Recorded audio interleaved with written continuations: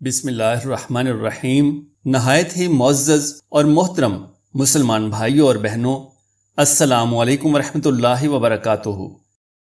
پیارے مسلمان بہنوں اور بھائیوں، جب سے انسان اس دنیا میں آباد ہوا اس وقت سے آج تک ہر دور میں کسی نہ کسی خطے میں کوئی انسان ایسا ضرور پیدا ہوتا رہا ہے جس نے انسانوں کو سیرت اور کردار کی تعمیر کی دعوت دی اور اخلاق اور اعمال کی درستی کا درس دیا، بنیاد پر قائم رہنے سے ممتاز زندگی گزارنے اور بلند ترین اصلاحات اپنے اندر پیدا کرنے کی تعلیم دی۔ انہی رہنماؤں میں سے ایک مقدس اور بابرکت ذات حضرت محمد صلی اللہ علیہ وآلہ وسلم کی ہے۔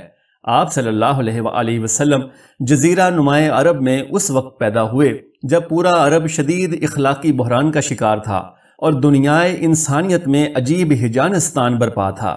اخلاقی اصول بے محابہ توڑے جا رہے تھے اور انسانیت کی برسر عام تذلیل کی جا رہی تھی۔ انسان سیرت اور کردار کی تعمیر سے غافل اور عزت و ناموس کی تخریب کاری میں مشغول تھا۔ وہ سارے انسانی صفات سے بے پرواہ اور بلند اخلاقی اصولوں سے نابلد تھے۔ کھلے عام بدکاری کرنا، دوسروں کے حقوق غصب کرنا، دوسروں کی عزت اور جان پر حملہ آور ہونا، یہ تمام باتیں ان کے لیے بہت ہی عام تھیں۔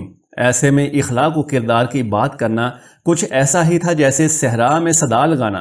مگر نبی اکرم حضرت محمد صلی اللہ علیہ وآلہ وسلم نے اپنی ساری عمر اخلاقی اصولوں کی تبلیغ اور اعلیٰ قوانین کی اشاعت میں گزار دی، اور ایک دن کے لیے بھی وہ اپنے ماحول سے مایوس نہ ہوئے۔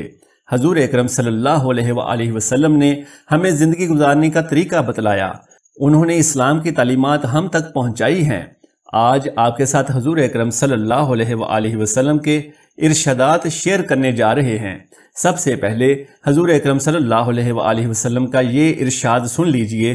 فرماتے ہیں، جس کپڑے میں روزمرہ کا گوشت لاتے ہو اسے گھر میں مت رکھو کہ وہ شیطان کے ٹھہرنے کی جگہ ہے، اور کوڑا دروازے کے آگے جمع نہ کرو کہ وہاں پر شیطان بیٹھتا ہے، اور جب اپنے کمرے کے دروازے پر پہنچو تو بسم اللہ کہہ لو کہ اس سے شیطان بھاگ جاتا ہے، اور جب کمرے میں داخل ہو تو سلام کہنا، اس سے برکت نازل ہوتی ہے اور فرشتوں کو اس گھر سے انس ہو جاتا ہے۔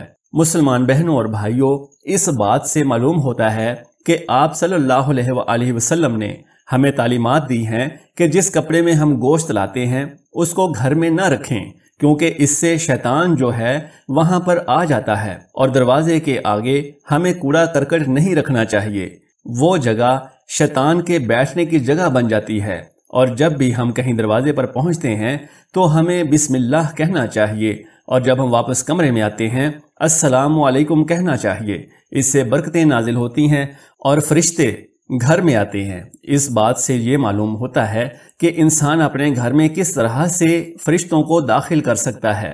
اچھی باتوں پر خود بھی عمل کریں اور دوستوں، عزیزوں، رشتہ داروں کو بھی یہ اچھی باتیں ضرور بتائیں۔ جزاک اللہ خیرہ۔